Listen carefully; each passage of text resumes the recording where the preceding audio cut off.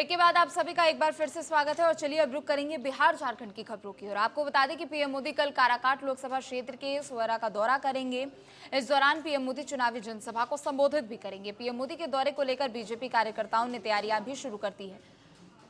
PM Modi के दौरे को लेकर सुरक्षा व्यवस्था के पुख्ता इंतजाम भी किए गए हैं।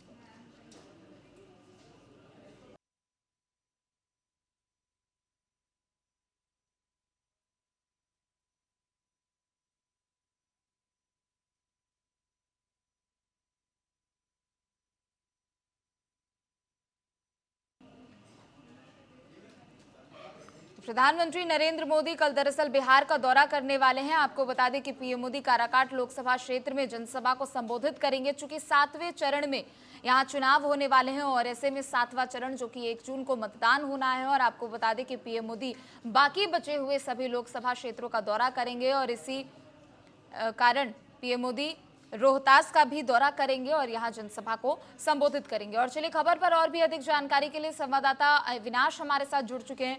अविनाश, पीएम मोदी कल काराकाट लोकसभा क्षेत्र के दौरे पर रहेंगे और जनसभा को संबोधित करेंगे। पीएम के कार्यक्रम को लेकर क्या खास तैयारियां हैं, पूरी जानकारी? जी, कहते कि कल डेहरी विधानसभा क्षेत्र में कल कार्यक्रम का आयोजन किया गया है। जी, प्रधानमंत्री मोदी जी का उपेंद्र कुशवाहा काराकाट विधानसभा लोकसभा क्षेत्र से खड़े हैं, जिसको लेकर के तैयारी जारी। जी, क्या कुछ यहाँ सुरक्षा व्यवस्था के इंतजाम किए गए हैं? पीएम का क्या कुछ मिनट टू मिनट यहाँ कार्यक्रम होने वाला है, अविनाश? इसको लेकर के व्यापक तैयारी की गई है। पार्टी नेताओं के अलावा स्थानीय कार्यकर्ता जो वहाँ मौजूद हैं और लगातार सुरक्षा के कड़े इंतजाम किए गए, चारों तरफ से बैरिकेडिंग की। चलिए, बहुत बहुत शुक्रिया अविनाश आपका तमाम जानकारियों के लिए। आगे बढ़ेंगे। केंद्रीय गृह मंत्री अमित शाह ने आरा में एनडीए प्रत्याशी आरके सिंह के समर्थन में जनसभा को संबोधित किया। इस मौके पर उन्होंने कहा कि एनडीए गठबंधन बुरी तरह हार रहा है। हम बीजेपी वाले हैं, एटम बम से भी नहीं डरते। बहुत जल्द पीओके भी भारत का हिस्सा होगा। इसी के साथ उन्होंने कहा कि आप एनडीए को 400 सीट जिताइए, हम मुस्लिम आरक्षण खत्म कर देंगे।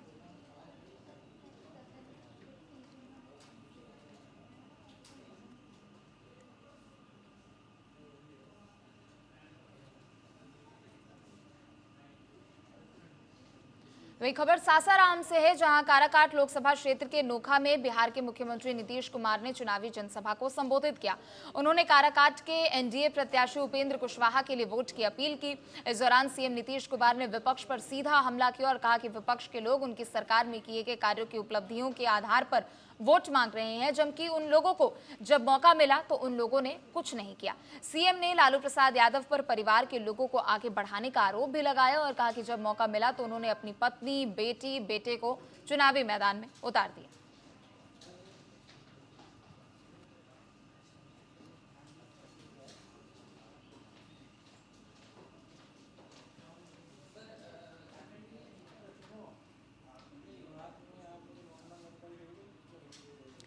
खबर बिहार के सासाराम से आपको बता दें, जहां काराकाट लोकसभा सीट पर जनसभा को संबोधित किया गया। आपको बता दें कि मुख्यमंत्री नीतीश कुमार ने एनडीए प्रत्याशी उपेंद्र कुशवाहा के लिए जनता से वोट की अपील की और इस दौरान बिहार के पूर्व मुख्यमंत्री लालू यादव और उनके पूरे परिवार पर भी जमकर नीतीश कुमार ने निशाना साधा।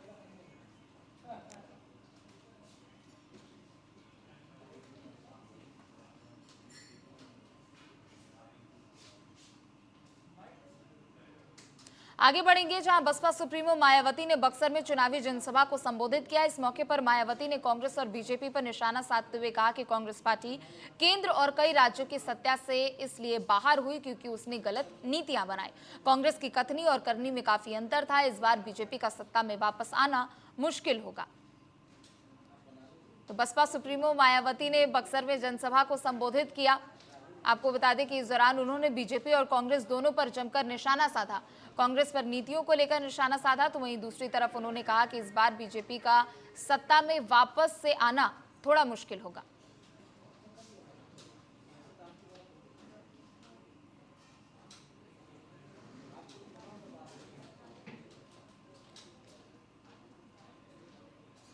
आगे बढ़ेंगे जहां पटना के पालीगंज में एनडीए उम्मीदवार के रामकृपाल यादव के समर्थन में चुनावी जनसभा का आयोजन किया गया। चुनावी जनसभा को संबोधित करते हुए पूर्व सीएम जीतन राम मांझी ने कहा कि लालटेन युग से अब हम सभी बिजली युग में आ गए हैं। लालटेन युग को याद कर हम लोग सहम जाते हैं। इसी के साथ बीजेपी के प्रदेश अध्यक्ष डिप्टी सीएम सम्राट चौधरी ने कहा कि बीते 10 सालों में देश का चौतरफा विकास हुआ है। मकान, राशन, बिजली, पानी, स्वास्थ्य सुविधा सहित अन्य क्षेत्रों में बेहद काम हुआ है। उन्होंने लोगों से बीजेपी प्रत्याशी को विजयी बनाने की अपील भी की। निश्चित रूप में ये गरीब लोग घर तक बिजली पहुंचाऊंगा। पहुंचा कि नहीं पहुंचा साथी?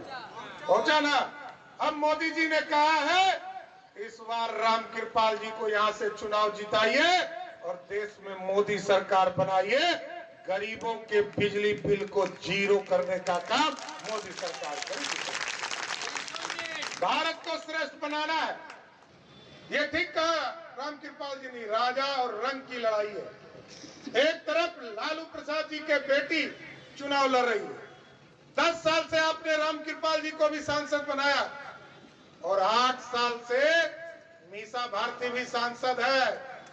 एक उपलब्धि बताना, एक बार गांव में गई होगी इसको बताना, जनता से पूछना कब गई मीसा भारती आपके बीच। तो ये पाटलिपुत्र लोकसभा सीट से महागठबंधन के उम्मीदवार और आरजेडी सुप्रीमो लालू प्रसाद यादव की बेटी मीसा भारती ने बयान जारी करते हुए कहा कि अगर देश में हमारी सरकार बनी तो सबसे पहले इलेक्टोरल बॉन्ड पर जांच कराई जाएगी। प्रश्न मतलब केजरीवाल जी ने ये कहा है कि भाजपा की सरकार दोबारा आएगी तो सबको जेल में डालेगा। अभी भी यही काम कर रही है। हम लोग तो जनता के बीच यही दिखा रहे हैं कि वो चाहते नहीं है कि इस देश में लोकतंत्र बचे। प्रधानमंत्री नरेंद्र मोदी जी ये चाहते नहीं है कि देश में लोकतंत्र बचे और यही करते आए हैं। तो अपने पास उनके पास वो 3-4 एजेंसियां हैं, ईडी, सीबीआई, इनकम टैक्स, उसका भय दिखा के विपक्ष के नेताओं को डर दिखा करके यही काम करते आए हैं और आगे इस देश की जनता मौका नहीं देने जा रही है।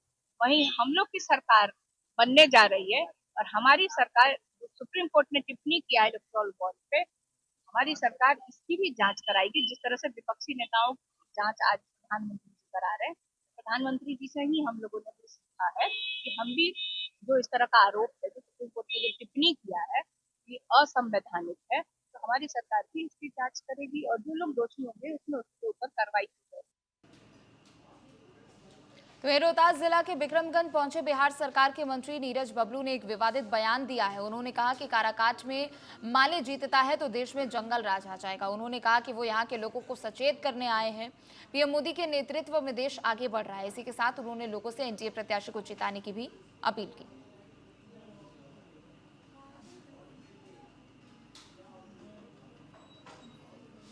वोट को बर्बाद बिल्कुल यहाँ माले आ जाएंगे तो पहले फिर जैसे मूरी कटता था ना वैसे लोगों का मूरी काटेगा, जंगल राज आ जाएगा। जो लालू का समय था वो जंगल राज का समय था। पूरा राज्य अस्त व्यस्त था, लोग पलायन कर रहे थे। अगर यहाँ से माले जीतता है तो लोग पलायन करेंगे, लोगों का मूरी कटेगा, जमीन हर पा जाएगा। लोगों को हम सावधान करने आए हैं, ऐसे लोग सावधान आ जाएं, हो जाए कि वोट को बर्बाद न करें, माले को जीतने से रोकें, एनडीए प्रत्याशी को जिताएं, ताकि हमारा देश आगे बढ़ेगा, हमारा राज्य आगे बढ़ेगा और हमारा गाँव और क्षेत्र मजबूत होगा। आप सर खुद एक मंत्री हैं और आप ही की सरकार है, आप इस तरह की बात कर रहे हैं, इसका मतलब क्या? अरे जब सरकार नहीं रहेगी हम ये बात कर रहे हैं कि अगर माले वाले जीतते हैं, अगर इस तरह के लोग जीतते हैं जो मूरी काटने में विश्वास करते हैं, जो जमीन हड़पने में विश्वास करते हैं, हम ऐसे लोगों के लिए कहना चाहते हैं कि लोग सावधान रहें, ऐसे लोगों को जीतने से रोकें और अशांति फैलाने से रोकें। आगे बढ़ेंगे जहां औरंगाबाद के मध्य विद्यालय अरथुआ में मिड डे मील खाने से 75 बच्चे बीमार होने का सनसनीखेज मामला सामने आया है। फूड पॉइजनिंग से बीमार बच्चों को इलाज के लिए कासमा और रफीगंज में भर्ती कराया गया। मामले की जानकारी देते हुए प्रभारी चिकित्सा अधिकारी डॉक्टर अरविंद कुमार ने बताया कि फूड पॉइजनिंग से बीमार बच्चों का उपचार किया जा रहा है। पुलिस ने मामले की जांच पड़ताल भी शुरू कर दी है।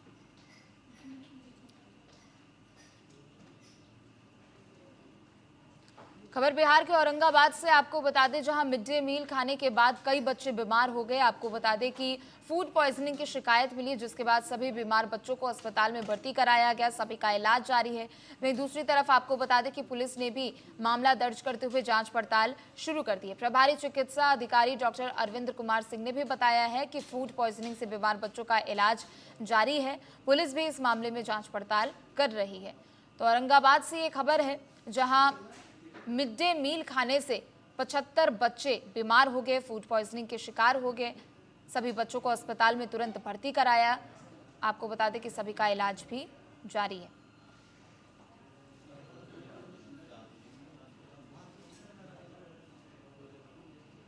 और चलिए खबर पर और भी अधिक जानकारी के लिए संवाददाता दीनानाथ हमारे साथ जुड़ चुके हैं। दीना, क्या कुछ जानकारी मिल पा रही है इस पूरे मामले को लेकर? बच्चों की फिलहाल कैसी स्थिति बताई जा रही है? प्रीति, मैं बता देना चाहूंगा कि जो मामला हुई है औरंगाबाद के रफीगंज प्रखंड के एक तलैया थाना है जी। वहां पर यहाँ पर एक अथरुआ गांव है। वहीं पर मध्य विद्यालय है जिसमें मध्याह्न भोजन बनाया जाता था और बच्चे खाते थे। लेकिन आज जैसे ही बच्चे भोजन को ग्रहण किया है, वैसे ही तकरीबन 75 बच्चे पूरी तरह से बीमार हो गए हैं। वहां पर सारे जो प्रखंड स्तरीय पदाधिकारी हैं या फिर अनुमंडल स्तरीय पदाधिकारी हैं, सभी कैंप किए हुए हैं और सारे बच्चे को कुछ तो कटरा में और कुछ तो रफीगंज में सामुदायिक स्वास्थ्य केंद्र में भर्ती कराए गए हैं। और सभी अभी तत्काल अगर बात किया जाए उनकी स्थिति पर, तो कुछ बच्चे को छोड़ाकर ज्यादा बच्चे जो है तो खतरे से बाहर बताए जा रहे हैं। और फिलहाल क्या कुछ और जानकारी पुलिस इस पूरे मामले में जुटा पाई है? क्या कुछ शिकायत मिली थी पहले, जिसके बाद इतनी बड़ी संख्या में बच्चे बीमार हो गए? अरे प्रीति, एक चीज, जब परिजन की हम बात माने तो परिजनों का कहना है कि जो मध्याह्न भोजन आते हैं इसमें कहीं न कहीं छिपकली गिर गया था। जो छिपकली गिरने से और उसी भोजन को बच्चे को परोस दिया गया, जिसके कारण ये स्थिति हुई है बच्चों को। और उस पर जांच की मांग कर रहे हैं परिजन, जो है तो लगातार जांच की मांग कर रहे हैं। हालांकि जो सीएम वहां पर पहुंचे हुए हैं, उन्होंने इस बात की संभावना भी दिया है कि बहुत जल्द ही इसका हम जांच करके जो भी दोषी होगा उस पर कार्रवाई करने की भी बात आ रही है सामने से। स्कूल प्रशासन की ओर से कुछ सफाई पेश की गई हो इस मामले में, चूंकि परिजनों की ओर से आरोप लगाया जा रहा है? स्कूल की अगर बात करें तो वहां पर जिस समय ये घटना घटी, घटना घटने के बाद वो सारे जो वहां पर शिक्षक मौजूद थे, एकाएक कर धीरे धीरे स्कूल को उन्होंने छोड़ दिया है। अगर फिलहाल हम बात करते हैं, किसी भी शिक्षक वहां स्कूल पर उपस्थित नहीं है, सभी ने अपना स्कूल छोड़ दिया है। हालांकि ठीक है, बहुत बहुत शुक्रिया दीनानाथ आपका तमाम जानकारियों के लिए। आगे बढ़ेंगे, जहां सासाराम में ऑटो और पिकअप में भिड़ंत हो गई। सड़क हादसे में पिकअप सवार 3 लोगों की मौत हो गई और 3 लोग गंभीर रूप से घायल हो गए। सूचना मिलने पर पहुंची पुलिस ने शव को पोस्टमार्टम के लिए भेजकर मामले की जांच शुरू कर दी है। खबर बिहार के सासाराम से आपको बता दें, जहां सड़क हादसा हुआ है। आपको बता दें कि ऑटो और पिकअप में जोरदार भिड़ंत हुई, जिसके कारण 3 की मौत हुई है, जबकि 3 लोग घायल बताए जा रहे हैं। सभी घायलों का इलाज जारी है अस्पताल में। आपको बता दें कि इस मामले में पुलिस ने भी कार्रवाई शुरू कर दी है। हुई है नोखा में जखनी पुल के पास हुआ है, जिसमें 3 लोगों की मृत्यु अभी तक हो चुकी है और 3 लोग जख्मी हैं, लेकिन तीनों लोग सेफ हैं, उनका इलाज चल रहा है। और फिलहाल बाकी जो 3 लोग जिनकी मृत्यु हुई है उनका अभी पोस्टमार्टम किया जा रहा है, आदेश प्राप्त हो रहा है। अभी बाकी कार्रवाई की। घायल भी है क्या सर? घायल हैं, लेकिन सब खतरे से बाहर हैं और अभी सब सेफ है। सर कहाँ से कहाँ जा रहा था? सासाराम से नोखा की तरफ टेम्पो जा रहा था, जिसमें कुछ लोग बैठे हुए थे, जिसमें एक परिवार के 2 लोग हैं, एक अलग जो टेम्पो ड्राइवर है उनकी मृत्यु। तो वहीं बिहार के शेखपुरा के हथियावा थाना क्षेत्र के अंतर्गत खेत में काम करने के दौरान एक किसान और उसकी पत्नी की हाई वोल्टेज करंट की चपेट में आकर मौत हो गई। बताया जा रहा है कि पहले एक किसान को करंट लगा, उसके बाद वो अचेत होकर घटनास्थल पर गिर गया। तो वहीं उसके बाद उसकी पत्नी ने उसे बचाने की कोशिश की, तो वो भी करंट की चपेट में आ गई। घटना के बाद जब खेतों में काम कर रहे दूसरे किसानों की नजर पड़ी, तो दोनों को करंट की चपेट से छुड़ाया गया और शेखपुरा के एक निजी अस्पताल में भर्ती कराया गया, जहां दोनों की गंभीर स्थिति को देखते हुए चिकित्सक ने सदर अस्पताल रेफर कर दिया और जांच के बाद चिकित्सकों ने दोनों को वहां मृत भी घोषित कर दिया।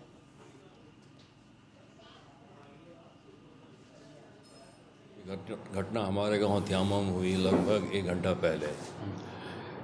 जिनकी मौत हुई है उनका नाम रजनीश कुमार है।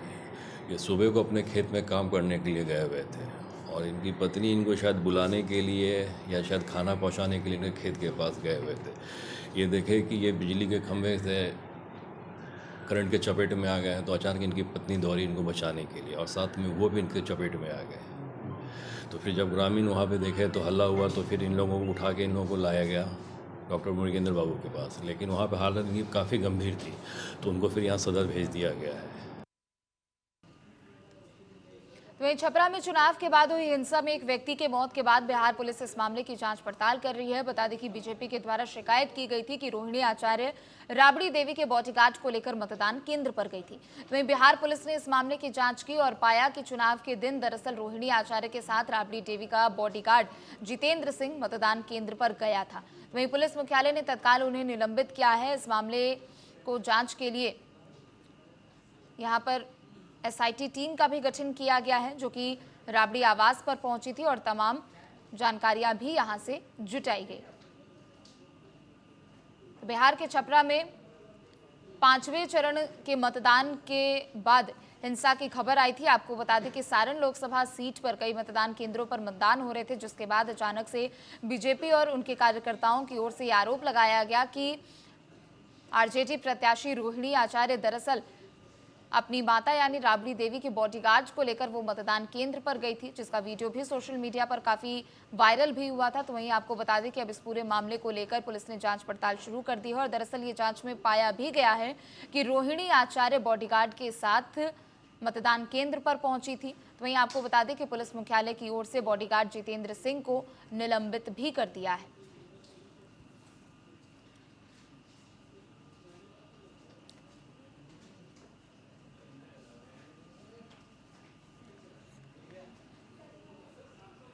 और चलिए फिलहाल इस बुलेटिन में इतना ही। देखते रहें टीएनपी न्यूज़। नमस्कार।